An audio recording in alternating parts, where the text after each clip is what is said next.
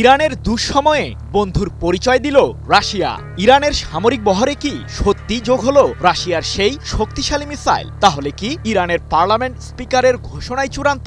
এখন কি করবে যুক্তরাষ্ট্র ও ইসরায়েল? কারণ ইরানে চলমান আন্দোলনের সুযোগ নিয়ে দেশটির বিরুদ্ধে সামরিক হামলা চালানোর পরিকল্পনা করেছে যুক্তরাষ্ট্র। এমনকি মধ্যপ্রাচ্যে এরই মধ্যে অত্যাধুনিক সমরাস্ত্র মোতায়েন করেছে মার্কিন কেন্দ্রীয় কমান্ড। টালমাটাল এই পরিস্থিতির মাঝেই জানা গেল ইরানের সামরিক বহরে যোগ দিয়েছে রাশিয়ার তৈরি স্কান্দার মিসাইল। প্রশ্ন হলো, এই মিসাইল যোগ হওয়ায় কতটা শক্তি অর্জন করল ইরানের সামরিক বাহিনী? ইরানে ক্রমবর্ধমান উত্তেজনার মাঝেই দেশটির বিরুদ্ধে সম্ভাব্য সামরিক হামলা চালানোর হুমকি আবারও দিয়েছেন মার্কিন প্রেসিডেন্ট ডোনাল্ড ট্রাম্প। 2 সপ্তাহেরও বেশি সময় ধরে চলা ইরানের আন্দোলনে এখন পর্যন্ত 4 শতাধিক মানুষ নিহতের দাবি করেছে যুক্তরাষ্ট্র ভিত্তিক মানবাধিকার সংস্থা HRANA। এছাড়াও বিক্ষোভ দমাতে কমপক্ষে 10,000 আন্দোলনকারীকে গ্রেফতার করেছে ইরানের আইনশৃঙ্খলা বাহিনী। 12 জানুয়ারি এক প্রতিবেদনে বিষয়টি নিশ্চিত করেছে ব্রিটিশ বার্তা সংস্থা রয়টার্স। এমন পরিস্থিতির মাঝেই জানা গেছে মধ্যপ্রাচ্যের গুরুত্বপূর্ণ সামরিক ঘাঁটিতে যুক্তরাষ্ট্র সমরাস্ত্র মোতায়েন শুরু করেছে। আন্তর্জাতিক বিভিন্ন সংবাদ মাধ্যম যুক্তরাষ্ট্রের গোয়েন্দা সূত্রের বরাতে জানিয়েছে যে আগামী কয়েক সপ্তাহের মধ্যেই ইরানে হামলা চালাতে যাচ্ছে যুক্তরাষ্ট্র। প্রশ্ন হলো, মার্কিন হুমকি মোকাবিলায় কি পদক্ষেপ নিল Iran? Japan Bangladesh joint venture company JBS holdings limited. Malaysia ভিত্তিক সংবাদ মাধ্যম ডিফেন্স সিকিউরিটি এশিয়া সম্প্রতি তাদের এক প্রতিবেদনে দাবি করেছে যে ইরানকে স্বল্প পাল্লার স্কান্দার মডেলের ব্যালিস্টিক মিসাইল সরবরাহ করেছে রাশিয়া, যা প্রচলিত এবং পারমাণবিক অস্ত্রের ওয়ারহেড বহনে সক্ষম। কিন্তু এই ঘটনার সত্যতা আসলে কতটুকু? ইহুদিবাদীদের সাথে ইরানের ক্রমবর্ধমান উত্তেজনার মাঝেই আয়াতুল্লাহ আলী খামেনির দেশটিকে রাশিয়ার শক্তিশালী মিসাইল সরবরাহের খবরে আগুনের মাত্রা আরও তীব্র হয়েছে। মূলত মালয়েশিয়ার ওই সংবাদ মাধ্যমটি ইরানের সর্বোচ্চ প্রতিরক্ষা বাহিনী IRGC নিয়ন্ত্রিত সংবাদ মাধ্যম তাসনিম নিউজ এজেন্সির একটি প্রতিবেদনকেই তুলে ধরেছে, যেখানে তাসনিম নিউজ এজেন্সি দাবি করেছে যে নির্ভরযোগ্য সূত্রগুলো ইরানে রাশিয়ার স্কান্দার ক্ষেপণাস্ত্র আসার বিষয়টি নিশ্চিত করেছে। এদিকে মিসাইলের এই তথ্য সম্পর্কে ইরানের পররাষ্ট্র মন্ত্রণালয়ের মুখপাত্র নাসের কানানি বলেছেন, প্রতিরক্ষা সম্পর্কিত এসব তথ্য ইরানের সার্বভৌম বিষয়। গণমাধ্যমের জল্পনা কল্পনা আমরা কখনো নিশ্চিত করে বলি না এবং অস্বীকারও করি না। যে মিসাইল নিয়ে এত উত্তেজনা, তার শক্তি আসলে কতটা? শব্দের চেয়ে অন্তত 7 গুণ বেশি গতিতে ছুটতে পারা রাশিয়ার এই স্কান্দার মিসাইলটি 500 কিলোমিটারের মাঝে শত্রুপক্ষের আস্তানা নিমিষেই গুড়িয়ে দিতে সক্ষম। ক্ষেপণাস্ত্রটি 480 থেকে 700 কেজি ওজনের গোলা বারুদ বহন করতে পারে। ইসরায়েলের প্রতিরক্ষা বহরে থাকা আয়রন ডোম, প্যাট্রিয়ট এবং অ্যারো মডেলের বিমান প্রতিরক্ষা ব্যবস্থাগুলো ভেদ করে দেশটির বিরুদ্ধে সহজেই হামলা চালাতে সক্ষম স্কান্দার মিসাইল, যা ইহুদিবাদীদের মাঝে ইরান সম্পর্কে উদ্বেগ আরও বাড়িয়ে তুলেছে।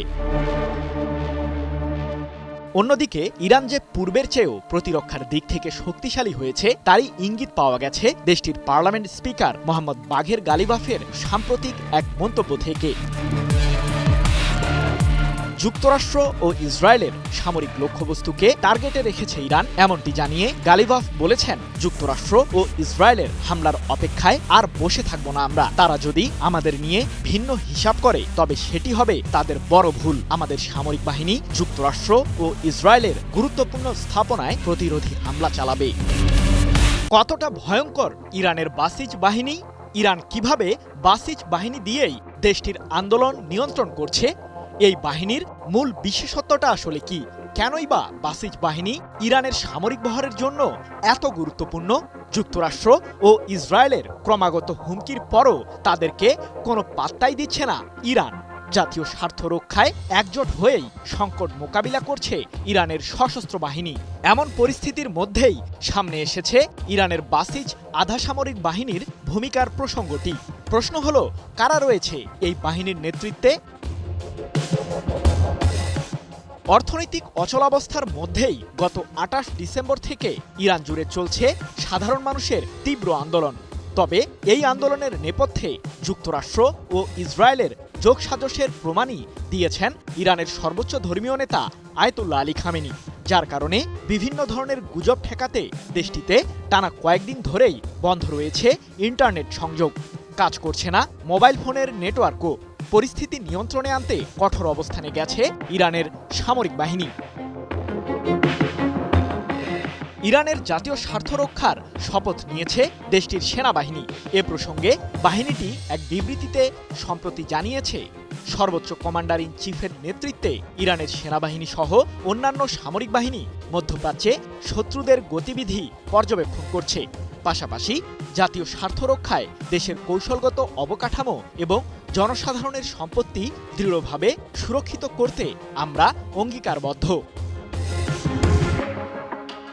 এদিকে ইরানের চলমান আন্দোলনে বিক্ষোভকারীদের বিরুদ্ধে কঠোরতা প্রদর্শন না করতে দেশটির সরকারকে সতর্ক করেছেন মার্কিন প্রেসিডেন্ট ডোনাল্ড ট্রাম্প। যদিও যুক্তরাষ্ট্র ভিত্তিক মানবাধিকার সংস্থার বরাতে ব্রিটিশ বার্তা সংস্থা রয়টার্স জানিয়েছে, ইরানের আইনশৃঙ্খলা বাহিনীর সাথে সংঘর্ষে এখন পর্যন্ত অন্তত 4 শতাধিক মানুষ নিহত হয়েছে, আটক হয়েছে আরও কমপক্ষে 10,000 বিক্ষোভকারী। কিন্তু এত বড় বিক্ষোভ কিভাবে সামাল দিচ্ছে ইরানের সরকার? ট্রাম্পের সামরিক হামলার হুমকির মধ্যেও বিক্ষোভ নিয়ন্ত্রণে আনতে মরিয়া খামেনির নেতৃত্বাধীন ইরান সরকার, যার কারণেই সামনে এসেছে ইরানের বাসিজ আধা সামরিক বাহিনীর ভূমিকার বিষয়টি। দেশটির পার্লামেন্ট সদস্যরা ইরান জুড়ে সরকার বিরোধী আন্দোলন নিয়ন্ত্রণে আনতে এরই মধ্যে বাসিজ বাহিনী নামানোর আহ্বান জানিয়েছেন। প্রশ্ন হলো, বাসিজ বাহিনীর সদস্য কারা? আধা সামরিক বাহিনী হিসেবে ইরানের নিরাপত্তা নিশ্চিত করতে ছায়া বাহিনী হিসেবেই ভূমিকা পালন করে আসছে বাসিজ। এই বাহিনী মূলত ইরানের সর্বোচ্চ প্রতিরক্ষা বাহিনী আইআরজিসির একটি সহায়ক শাখা। 1979 সালে ইরানে ইসলামিক বিপ্লবের পর দেশটির তৎকালীন supreme leader Ayatollah Ruhullah Khomeini Basij বাহিনী গঠন করেন। এক প্রতিবেদনে বিষয়টি নিশ্চিত করেছে মার্কিন সংবাদ মাধ্যম সিএনএন। জানা গেছে, বাসিজ মিলিশিয়া বাহিনী গঠনের জন্য ইরানের গ্রামীণ ও শহুরে এলাকার দরিদ্র পরিবার থেকে সদস্য সংগ্রহ করে তারা। আইআরজিসির অধীন এই বাহিনীর চূড়ান্ত সিদ্ধান্ত দেন ইরানের বর্তমান সর্বোচ্চ ধর্মীয় নেতা আয়াতুল্লাহ আলী খামেনি। 2009 সালে ইরানে প্রেসিডেন্ট নির্বাচনের প্রাক্কালে হাজার হাজার ইরানি বিক্ষোভে রাস্তায় নামে। এছাড়াও 2022 সালে পুলিশি হেফাজতে 22 বছর বয়সী মাহসা আমিনের মৃত্যুকে ঘিরেও ইরান জুড়ে গণবিক্ষোভ সৃষ্টি হয়। সেসব আন্দোলন নিয়ন্ত্রণে আনতে আইন প্রয়োগকারী সংস্থা হিসেবে গুরুত্বপূর্ণ ভূমিকা পালন করেছিল বাসিজ বাহিনী। হিরন আরও মিনারেল ওয়াটার মাত্র 50 পয়সায় প্রতি লিটার। অন্যদিকে 2 সপ্তাহেরও বেশি সময় ধরে চলমান ইরানের বর্তমান বিক্ষোভেও মোতায়েন রয়েছে বাসিজ বাহিনী।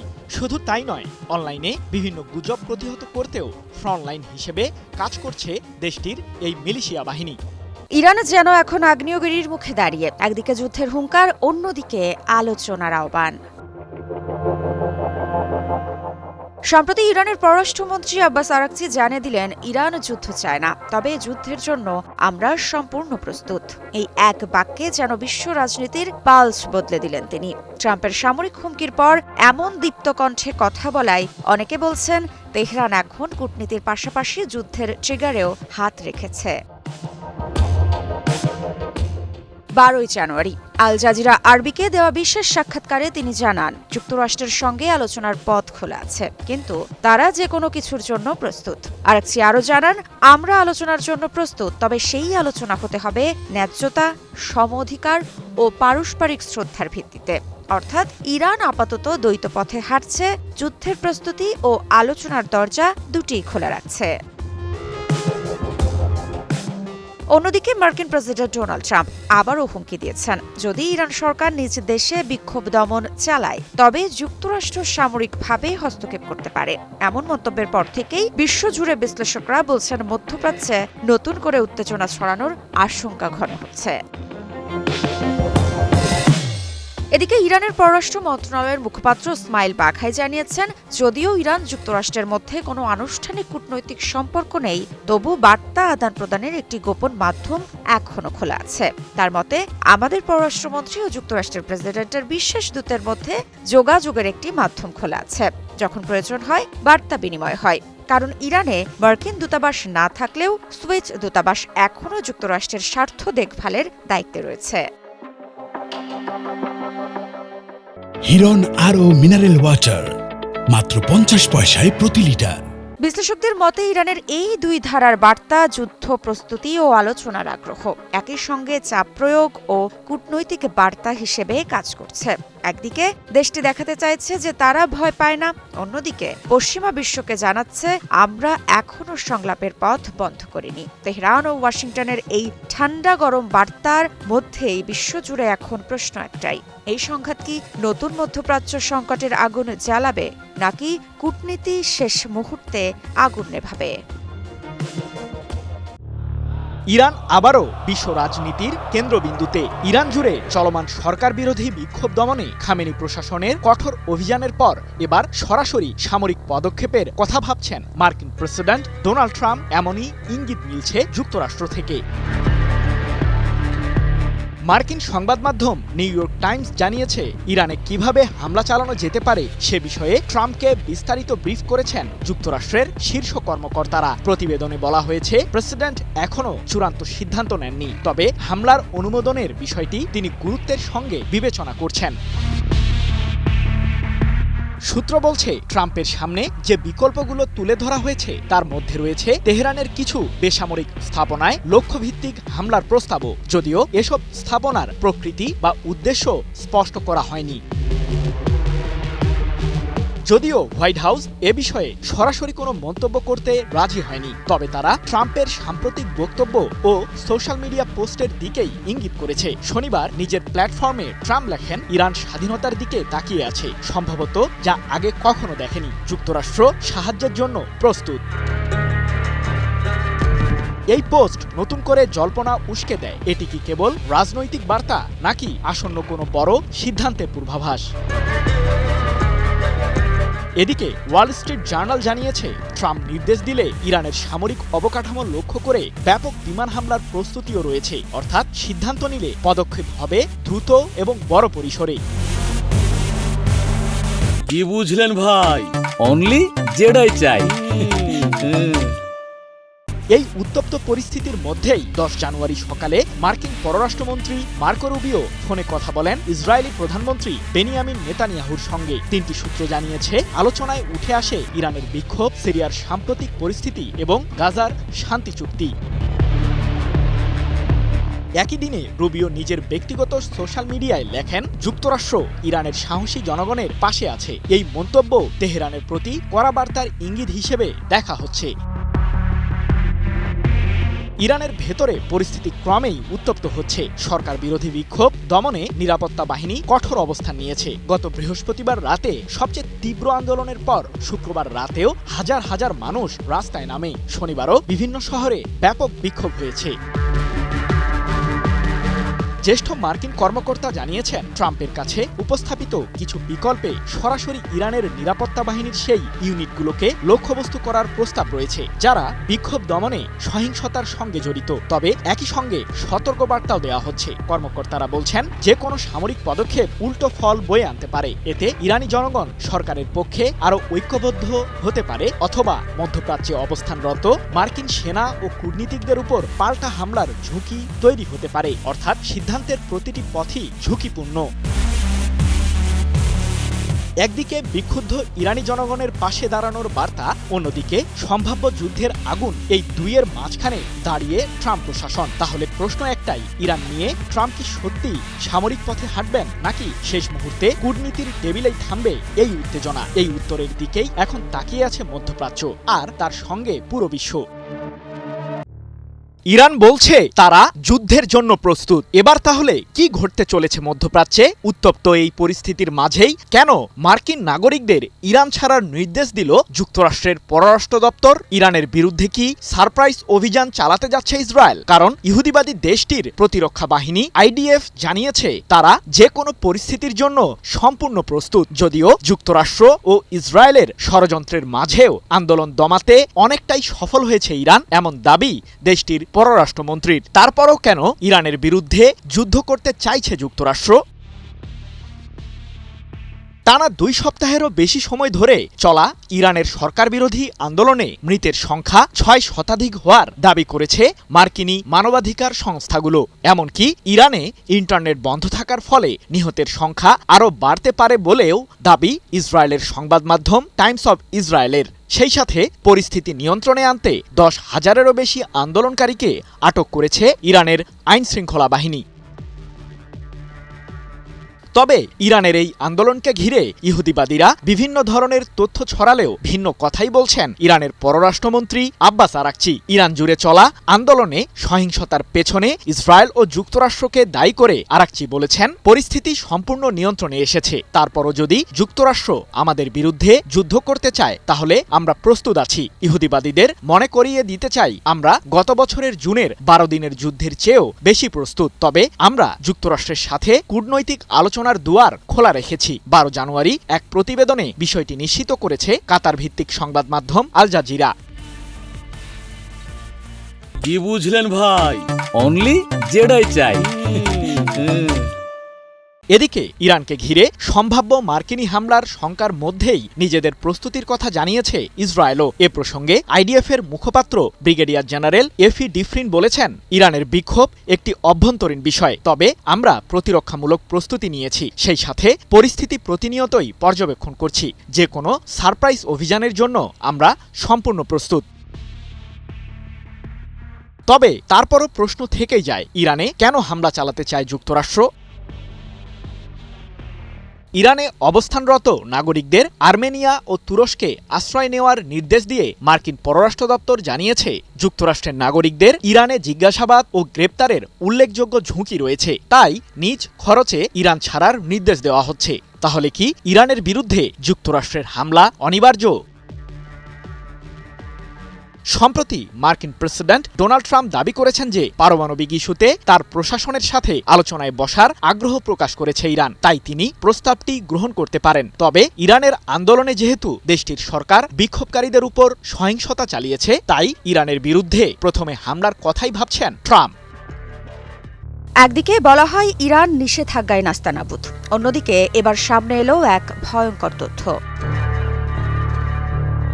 ইরান নাকি এখন ব্যালিস্টিক ক্ষেপণাস্ত্র, ড্রোন আর আধুনিক যুদ্ধাস্ত্র বিক্রি করছে। হ্যাঁ, ঠিকই শুনেছেন। এই তথ্য প্রকাশ করেছে আন্তর্জাতিক প্রভাবশালী সংবাদ মাধ্যম ফিনান্সিয়াল টাইমস। ইরানের সরকারি প্রতিরক্ষা রপ্তানি সংস্থা মাইন্ডেক্স, যা সরাসরি দেশটির প্রতিরক্ষা মন্ত্রণালয়ের অধীনে, তারা নিজেদের ওয়েবসাইটে প্রকাশ্যে জানাচ্ছে তারা ক্ষেপণাস্ত্র বিক্রি করবে, ড্রোন বিক্রি করবে, যুদ্ধজাহাজ, রাডার, সামরিক প্রযুক্তি বিক্রি করবে। আর সবচেয়ে গুরুত্বপূর্ণ কথা, পেমেন্ট নেওয়া হবে ক্রিপ্টোকারেন্সিতে। চাইলে স্থানীয় মুদ্রা এমনকি পণ্য বিনিময় করেও চুক্তি করা যাবে। অর্থাৎ ইরান এবার ক্ষেপণাস্ত্র বিক্রি করবে ক্রিপ্টোকারেন্সির বিনিময়ে। এখন প্রশ্ন আসতে পারে, নিষেধাজ্ঞা থাকলে এটা কিভাবে সম্ভব? মাইন্ডেক্সের ওয়েবসাইটে লেখা আছে, ইসলামিক রিপাবলিক অব ইরানের সাধারণ নীতিমালা অনুযায়ী নিষেধাজ্ঞা এড়িয়ে চুক্তি বাস্তবায়নে কোনো সমস্যা নেই। অর্থাৎ নিষেধাজ্ঞা জানে, তবুও তারা নিশ্চিত। মাইন্ডেক্স নতুন কোনো প্রতিষ্ঠান নয়, 1989 সাল থেকে কাজ করছে তারা। সরাসরি যুক্ত Iran ministry of defence and arm force logistic বা MODAFL এর সঙ্গে। এই MODAFL এর ওপরেই রয়েছে 2007 সাল থেকে মার্কিন নিষেধাজ্ঞা। তবে এখানেও কারণ ইরানের ক্ষেপণাস্ত্র কর্মসূচি, অস্ত্র রপ্তানি, বিদেশি সংঘাতে জড়িয়ে থাকার অভিযোগ। Japan Bangladesh joint venture company JBS holdings limited. যুক্তরাষ্ট্র আগেই সতর্ক করেছে যারা এই ধরনের সংস্থার সঙ্গে অস্ত্র লেনদেনে যাবে তারা পড়বে দ্বিতীয় পর্যায়ের নিষেধাজ্ঞায়। আন্তর্জাতিক ব্যাংকিং ব্যবস্থা থেকেও ছিটকে পড়তে পারে। আর সাম্প্রতিক মাসগুলোতে মার্কিন ট্রেজারি বিভাগ ইরান সংযুক্ত ক্রিপ্টো ও শ্যাডো ব্যাংকিং নেটওয়ার্কেও নিষেধাজ্ঞা দিয়েছে। কারণ একটাই, এই পথে ইরান তেল আর অস্ত্র বিক্রি করছে। তাহলে প্রশ্ন থেকেই যায়, কারা কিনছে এই অস্ত্র? কোন দেশ বা গোষ্ঠী ক্রিপ্টো দিয়ে ক্ষেপণাস্ত্র কিনছে? নিষেধাজ্ঞা কি সত্যিই আর কাজ করছে না? নাম প্রকাশ্যে না এলেও বিশ্লেষকদের ধারণা, পশ্চিমা নিষেধাজ্ঞায় থাকা দেশ অথবা ইরান ঘনিষ্ঠ রাষ্ট্র ও গোষ্ঠীগুলোই এই অস্ত্রের সম্ভাব্য ক্রেতা।